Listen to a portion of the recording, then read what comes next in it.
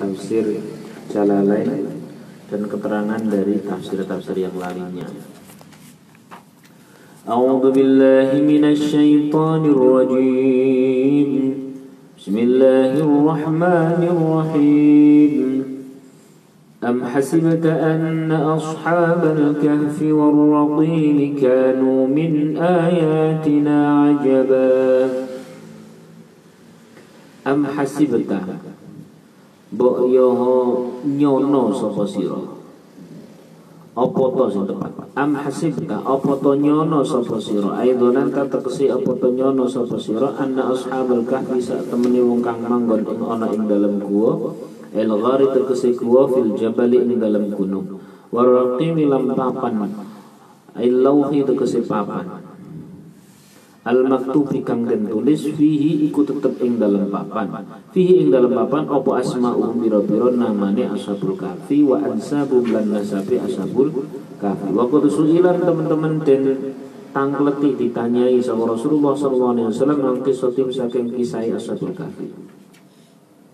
Kanu ana sapa ashabul kahfi ai fi kisotim tegese ing dalam ceritane ashabul kahfi min jumlati ayatina saking jumlahe piro-piro tondo tetengere kuasane Gusti Allah iku ajaban nggawakake khabaru kana utawi ajaban iku khabari kana wa malan ulama utawi lafat qabla kang sadurunge ajaban iku halun hal aikanu tegese ana sapa ashabul kahfi iku ajaban nggawakake tuna baqil ayati dudu sekarene piro-piro ayat au ajaba tegese au ajaba utawa luwih nggawak kene ayat. Laisa ora ana wal amru perkorone ayat iku kadali kaya mungkono-mungkono kang kasebut minal ajaban dah Indonesia.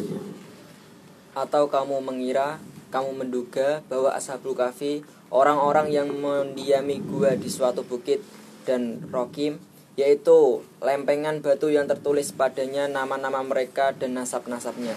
Nabi Shallallahu Alaihi Wasallam pernah ditanya mengenai kisah mereka. Dalam kisah mereka termasuk sebagian tanda-tanda kekuasaan kami yang menakjubkan. Lafal ajaban menjadi kabar kana, menjadi khobar kana.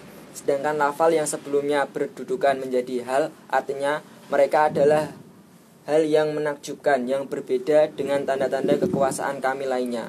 Atau mereka adalah tanda-tanda kekuasaan kami yang paling menakjubkan, padahal kenyataannya tidak demikian.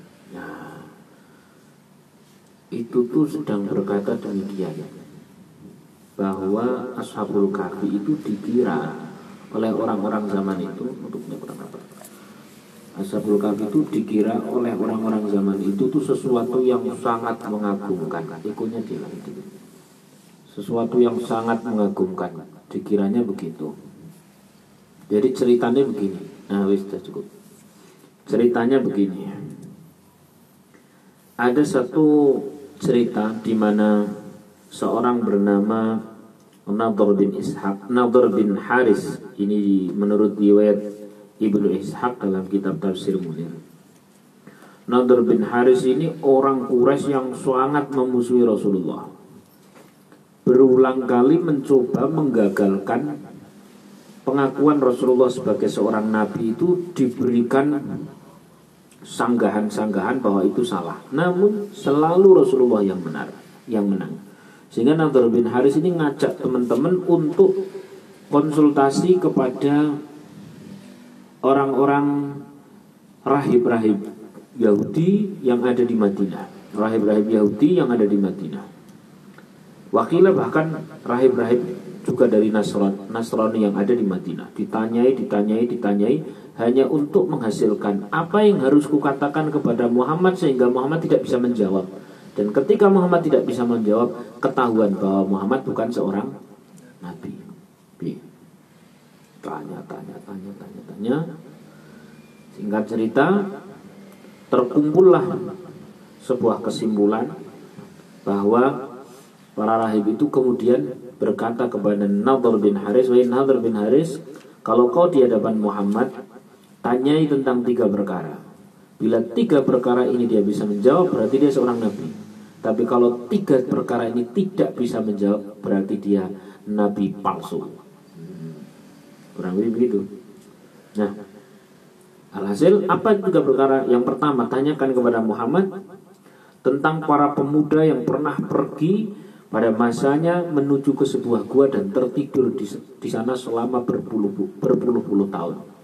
Coba tanyakan tentang kisah itu. Nek cek paham, berarti Muhammad itu seorang nabi. Nek orang ngerti, wah berarti cah wingi sore. Yang nomor 2, tanyakan pula tentang kisah yang menakjubkan seorang lelaki yang pernah berkeliling dunia.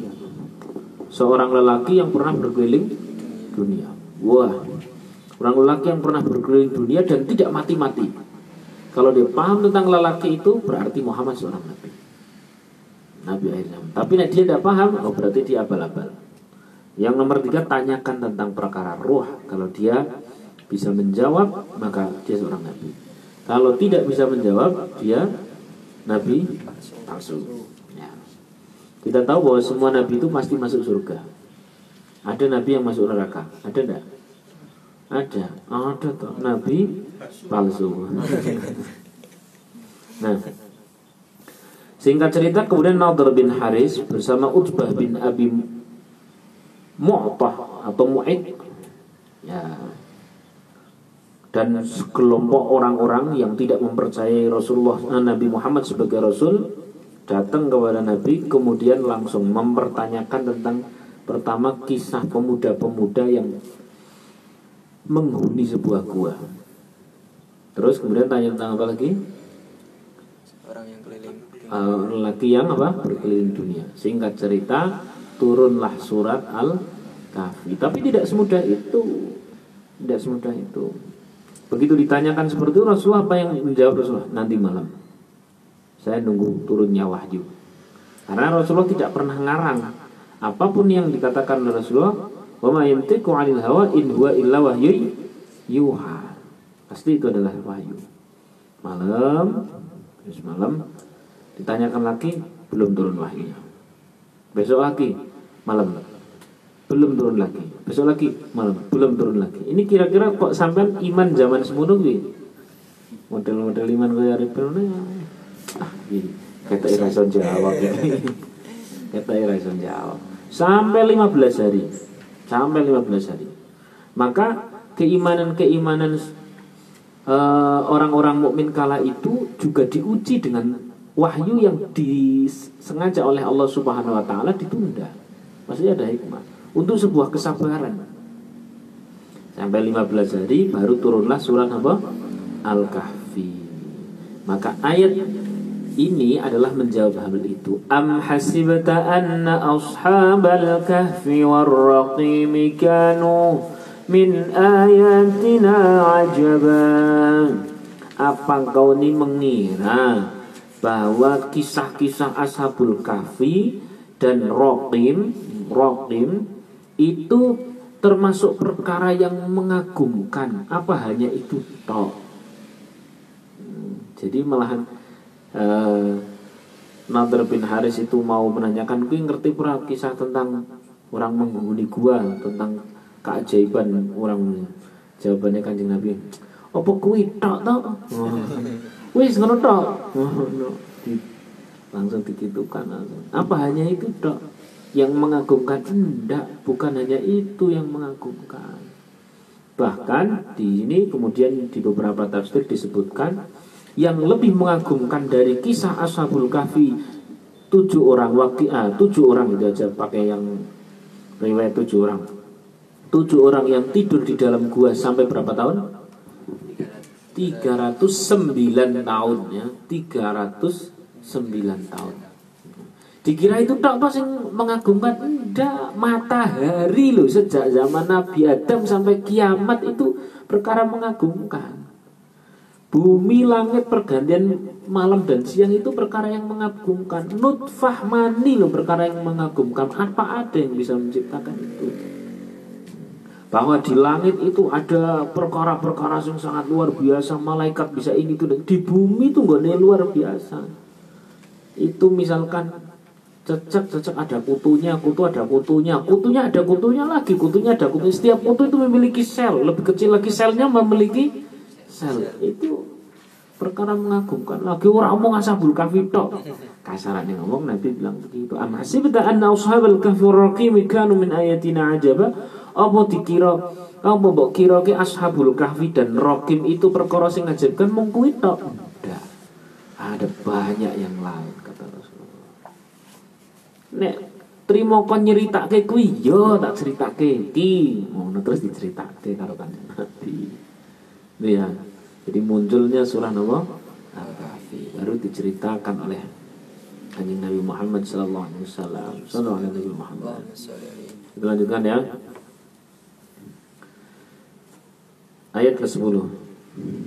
Bismillahirrahmanirrahim.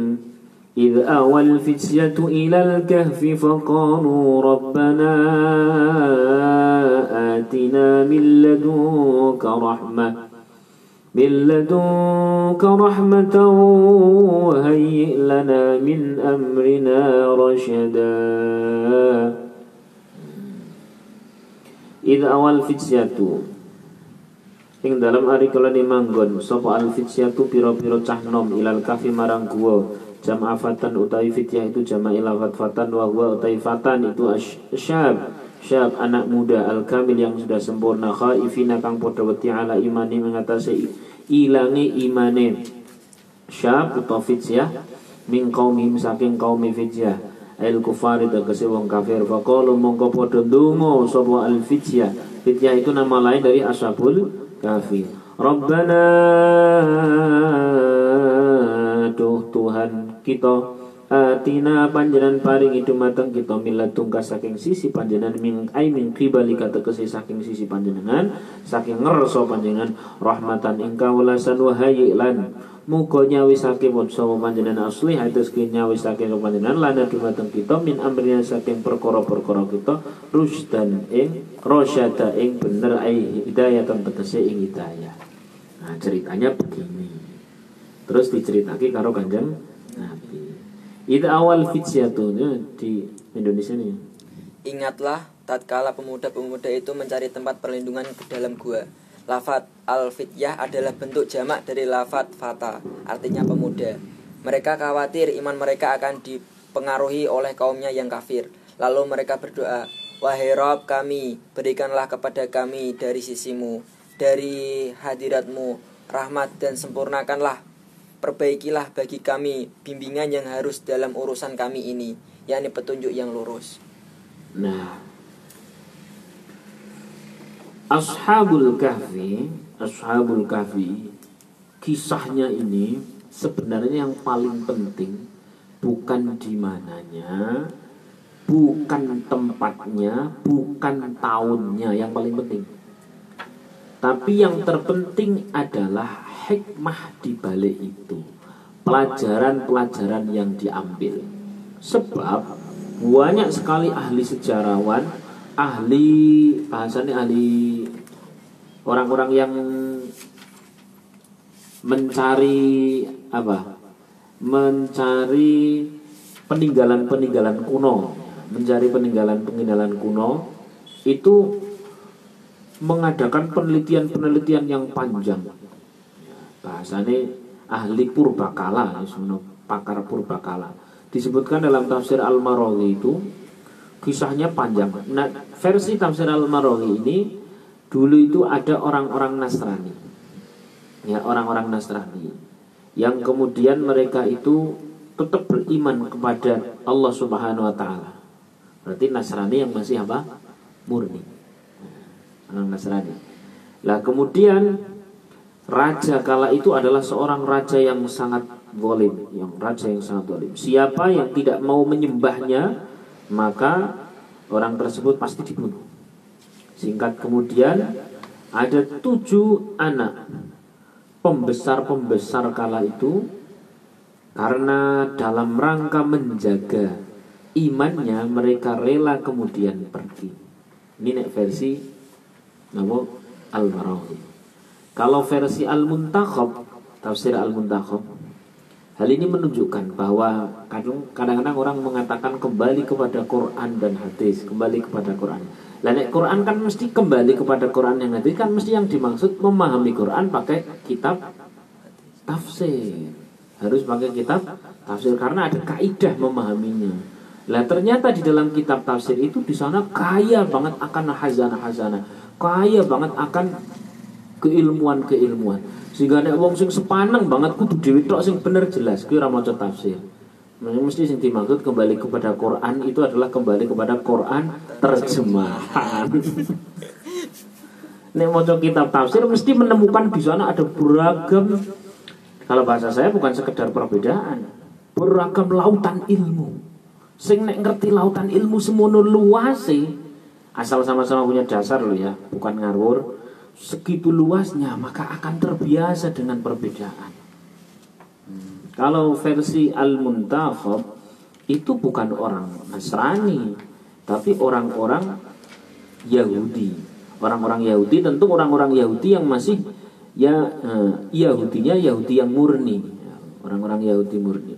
Bahwa di dalam kitab tafsir Al-Muntakhab itu arkeolog-arkeolog bergabung dengan para ahli tafsir, kemudian mengumpulkan serpian-serpian tentang peninggalan-peninggalan yang nanti paling dekat dengan di manakah letak Ashabul Kahfi, tahun berapa. Disimpulkan ada dua kisah yang mirip. Nah, yang mirip itu maksudnya begini. Petunjuk Al-Quran itu kan tidak menerangkan di mananya, tidak menerangkan tahunnya. Hanya indikator-indikator itu 7 orangnya.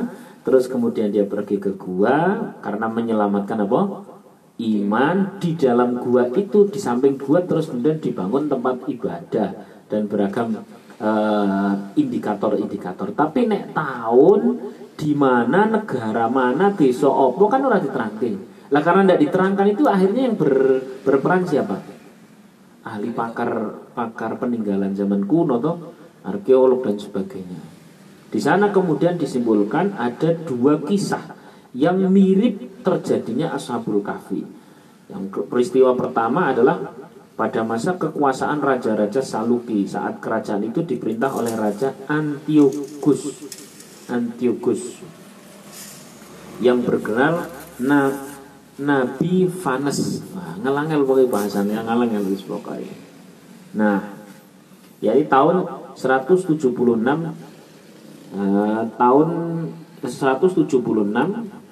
hingga 84 sebelum Masehi.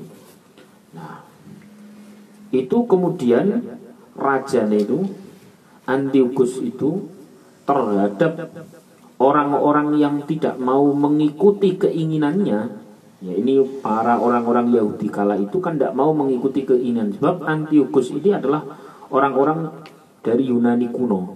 Mereka meletakkan di tempat peribadatan orang Yahudi itu dewa Zeus. Nek orang gelem melu karo dhek pateni. Bahkan bisa dibakar, bisa dihabisi. Pokoknya mungkin kayak nang film-film sadis-sadis gitu lah. Sadis-sadis seperti itu. Nah, kemudian sampai kemudian pergilah beberapa orang ke dalam gua. Nek begitu berarti mungkin itu Ashabul Kahfi. Masih mungkin. Nah kalau ini Yahudi, tadi nek versi Al-Maraghi orang-orang Nasrani. Nah masih dalam kitab Al-Muntakhab lagi, peristiwa yang kedua adalah Romawi saat Kaisar Hadrianus berkuasa. Jenengan itu angel-angel. Ya. Kaisar itu memperlakukan orang-orang Yahudi sama persis seperti yang dilakukan oleh Antiochus. Tapi ini tahunnya jauh berbeda. Sama, kisahnya mirip. Ada kemudian sekelompok orang yang kemudian mepet ke gua. Nah, itu dinilai sebagai Ashabul sing bener. Wallahu a'lam. Maka dari awal saya sudah katakan, bukan masalah tempatnya di mana, desanya apa, tahunnya berapa, tapi hikmah dan pelajaran-pelajarannya. Sudah ya? Sekarang kalau masalah tempat, dalam Al-Mizan itu disebutkan, tafsir Al-Mizan itu disebutkan bahwa sedikitnya ada 5 tempat yang dikira itu tempat beradanya Ashabul Kahfi. Pertama di Ephesus atau Epsus, satu kota tua di Turki sekitar 703 km dari kota Izmir. Ngerti kota Izmir bukan? Ngerti ini kali gawean. Gitu ya. Terus kemudian nomor 2 di gua namanya gua Qosium. Nah, di Damaskus. Nomor 3 gua Al-Baqarah di Palestina. Nomor 4 gua yang katanya ditemukan di salah satu di wilayah di Skandinavia. Nomor 5 gua Rojib. Rojib yang ada di Yordania. Sing bener sing di Allah. Maka dari awal saya sudah katakan, kalau mau kembali kepada Quran dan hadis, memahami Al-Quran itu tentu menggunakan kitab tafsir. Dan ketika kita buka kitab tafsir, ternyata beragam kekayaan ilmu yang sangat luar biasa. Sehingga ada wong yang sepaneng kudu dheweke tok sing bener mengatakan kembali kepada Quran, jelas Quran terjemah. Karena kudu kuwi kan. Harus itu yang lain salah. Padahal nek dalam kitab tafsir itu sangat beragam. Belum lagi yang ada di dalam tafsir Ibnu Katsir dan kitab tafsir yang lain. Memang yang paling sepuh, otentik dan sebagainya ada dalam tafsir Ibnu Katsir. Itu pun dalam tafsir Ibnu Katsir sendiri mengatakan di sana terjadi banyak sekali warna-warni perbedaan. Lagi-lagi bukan itu yang akan kita bahas. Yang kita bahas paling inti adalah hikmah pelajaran dari Ashabul Kahfi. Semua pakar bisa berkata, tapi inti di pelajaran itu harus didapat. Nah, begitu. Saya lanjutkan. Kata-kata sekarang saya akan bahas sisi nahunya. Ya Allah. Di situ kan membahasakan fityah. Fityah itu artinya anak muda. Anak muda, ya. Anak muda. Kenapa kemudian menggunakan jamak? Padahal fityah itu adalah jamak tapi sedikit dari kata fatan. Fatan satu, fityah itu banyak tapi tidak banyak banget. Hal ini menunjukkan berarti cuma segolongan kecil saja. Segolongan kecil saja. Nah, selain itu disebutkan fityah ini memberikan isyarat ya, satu secara fisik lemah namun secara idealisme atau secara keimanan kuat, itu namanya fityah. Kemudian ada kata-kata lagi di sana milladunka pada saat doa, Rabbana atina milladunka rahmah. Milladunka itu kalau dalam bahasa Arab di sini diartikan di tafsir Jalalain ai min qibalika, yakni di sisi engkau. Saya tanya, sesuatu kalau itu di sisi yang maha agung, kira-kira perkaranya perkara kecil atau besar? Besar. Perkara besar kan? Ini. Nek suguhane RT atau suguhane RW, suguhan RT kalau suguhan RW kan tetap menang RW ya. Nah, kalau suguhane lurah menang di lurah. Kalau suguhane camat menang camat. Kalau sama suguhannya presiden menang presiden. Lah ini suguhannya dat yang memiliki, menguasai seluruh isi langit dan bumi. Nah, kata-kata milladunka itu adalah dari sisi engkau, dari suguhan engkau. Berarti kalau orang berdoa Rabbana atina milladunka, ya Allah berikan kepadaku hal agung-agung dari engkau. Sebanyak milladunka rahmatan, berupa rahmat, wahyi lana min amrina Allah rasyada, dan berikan kepada kami petunjuk. Nah, apa hikmah pertama yang harus kita ambil ada pada ayat berikutnya.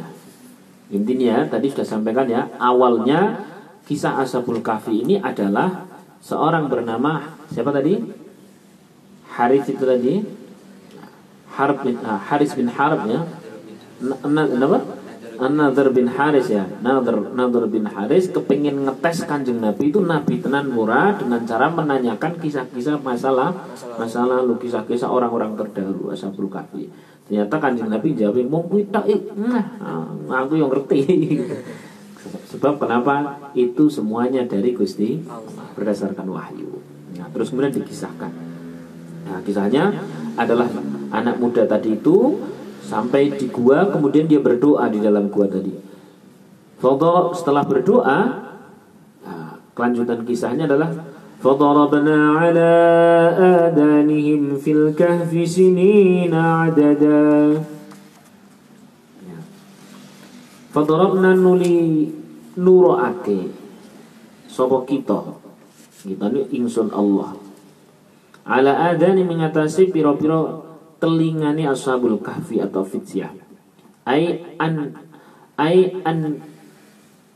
animna tegese menidurkan nuro'ake sapa kita hum ing Ashabul Kahfi atau Fityah fil kahfi ing dalam gua sini na pirang-pirang tahun apa nih adatan wilangannya ai ma'dudatan tegese wilangannya. Unik, ini unik. Disinilah uniknya. Dongo dikasih agar diberikan rahmat. Paham kita itu kan dikasih makan. Paham kita itu kan cuma dikasih apa gitulah ya. Ternyata unik. Dongo dirahmati, disayangi dalam kondisi kala itu sedang terjadi krisis agama yang harus mengikuti berhala-berhala rajin mungkin bito-bito kayak. Ternyata Allah Subhanahu wa taala itu di luar ekspektasi para hambanya. Ketika ndonga diselamatkan justru Gusti Allah simpel banget. Fadarabna ala adanihim. Kemudian Allah menutup telinga mereka dan menidurkannya. Pikiran kita itu kan nek wong ndonga diselametke apa ya? Ujuk-ujuk ana kekuatan apa-apa. Ya nang film-film gitu. Selamatkan aku. Terus datang apa?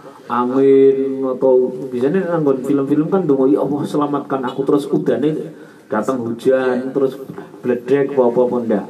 Simpel kan Gusti Allah itu. Yang menurut kita perkara kecil ternyata besar. Sekedar menidurkan itu perkara besar. Kenapa? Karena tidurnya tidak tanggung-tanggung. Berapa tahun? 309 tahun. 309 tahun. Ya. Di dalam beberapa kitab tafsir yang saya baca, yang paling disepakati adalah 309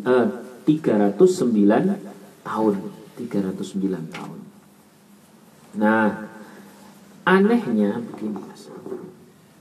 Nek perkara orang ditidurkan oleh Allah Subhanahu wa taala 309 tahun itu dikatakan oleh Rasulullah, am hasibta anna ashabal kahfi war-raqim kanu min ayatina ajaba. Apa kalian kira itu perkara yang mengagumkan? Enggak, banyak yang lebih mengagumkan. Apa yang lebih mengagumkan? Allah bisa jauh lebih mengagumkan lagi kalau mengabulkan doa-doanya. Ada orang dibikin tidur sampai berapa? 300 tahun. Itu kata Quran, Allah masih kecil untuk mengagumkan, menjadikan keajaiban-keajaiban yang jauh lebih besar dari itu. Maka lebar moco iki aku dari tambah pede nek ndonga. Aku terima nyekel atine wong perkara gampang ya Mas. Iya berapa ini? Ya Allah tidurkan dia.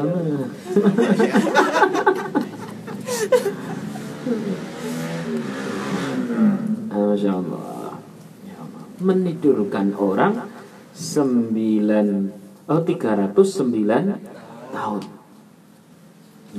Dan di dalam gua itu kalau dalam bahasa tafsir Marodi, bahwa yang diingini oleh Ashabul Kahfi kenapa masuk ke dalam gua ini maksudnya nenek meh runtuh dalam kondisi beriman.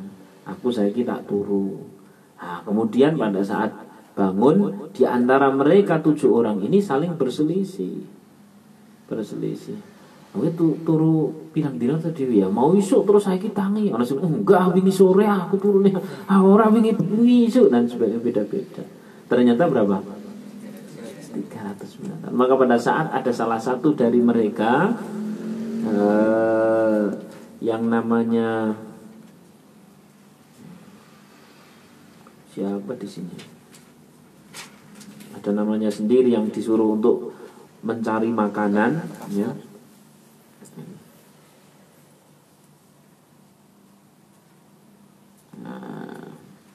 Disuruh untuk mencari makanan, ternyata uangnya itu sudah tidak laku. Sampai orang-orang di pasar itu bingung loh. Geger loh. Pada saat itu yang disuruh untuk mencari makanan saja sudah bingung. Bagaimana tidak bingung uang kala itu? Nah ini ketemu dalam Maragiyah.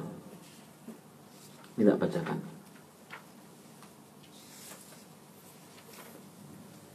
Nah, seorang yang diperintah oleh anak-anak muda dalam Ashabul Kahfi yang diutus untuk mencari makan itu namanya Tamliha. Tamliha.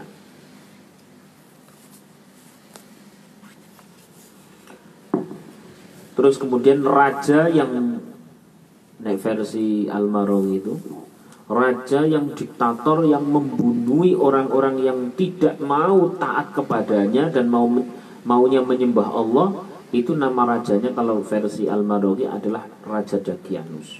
Dakianus. Kalau tadi namanya saya sudah lupa tadi.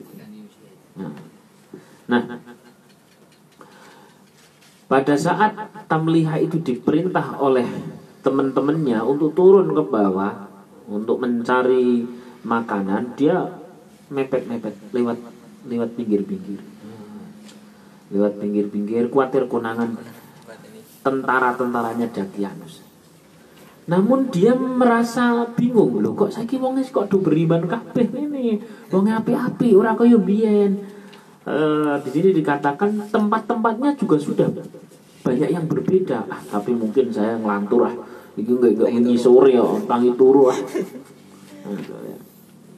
Nah, singkat cerita kemudian Tamliha ini membeli makanan yang di dalam koin uangnya itu orang-orang kaget semua. Loh, ini kerajaan zaman dulu ini 300 tahun yang lalu kok engkau pakai uang ini? Akhirnya ditangkap. Begitu ditangkap ternyata kala itu sudah bukan lagi Raja Dakianus, tapi kala itu sudah rajanya berbeda. Di sini tidak disebutkan, yang pasti rajanya seiman dengan Ashabul Kahfi. Nah, ini masih dalam salah satu kisah. Kita belum cerita tentang Rokim itu loh. Ya. Kan di sana dibahas am hasibta anna ashabal kahfi warraqim. Ya. Kata Rokim di sana itu memiliki makna yang beragam.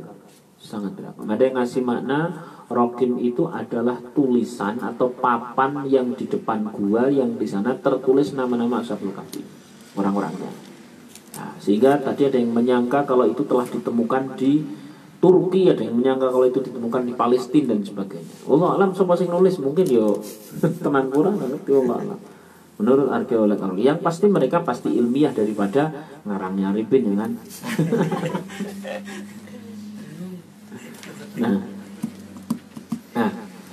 kemudian ada juga yang mengatakan Rokim itu adalah sebagaimana yang ada di dalam hadis Bukhari. Rokim, kalau Ashabul Kahfi itu 7 pemuda yang masuk ke dalam gua ditidurkan selama 309 tahun. Tapi kalau Rokim itu adalah 3 pemuda yang terjebak di dalam gua yang tidak bisa keluar karena ada pergerakan alam sehingga menutupi mulut gua. Lalu 3 orang itu berdoa. Yang satu berdoa tentang amal soleh bahwa dirinya itu pernah diajak zina tapi tidak mau. Sehingga dia berdoa, ya Allah, bila dulu itu adalah amal soleh yang kau ridhoi, ya Allah, maka bukakan pintu gua ini. Diajak zina tapi tidak mau. Itu amal soleh besar. Ya untung sama orang nasi ngajak. Coba nasi ngajak, ya mau.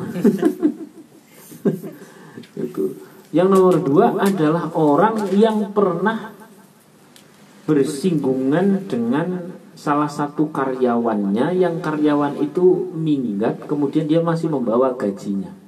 Nah, gaji itu kemudian dibelikan kambing dan kambingnya berkembang biak. Ketika sudah berkembang biak, itu karyawan yang dulu minggat itu datang ke situ dan seluruh kambing diberikan. Dia berdoa, ya Allah, bila amal itu adalah amal yang baik yang engkau ridhoi ya Allah, maka bukakanlah. Nah, kira-kira mampu berapa mampu? Nah, yang nomor 3 adalah seorang yang sangat birrul walidain, yang dia tidak mau makan sebelum orang tuanya makan. Dia tetap akan kondisi terjaga sebelum orang tuanya benar-benar istirahat.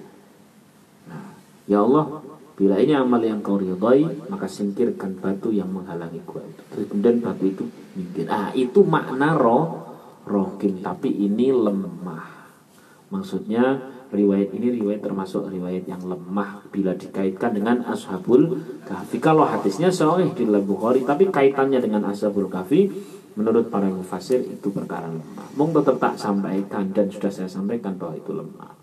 Setidaknya memperkaya tentang hazanah surah Al-Kahfi. Itu makna apa tadi? Roqi. Dah 3 ayat aja udah panjang itu. Tsumma ba'atnahum insyaallah besok. Al-Fatihah. A'udzu billahi minasyaitonir rajim. Bismillahirrahmanirrahim.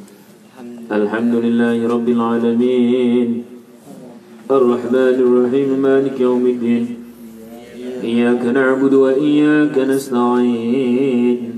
Ihdinas siratal mustaqim. صراط الذين أنعمت عليهم غير المغضوب عليهم ولا الضالين آمين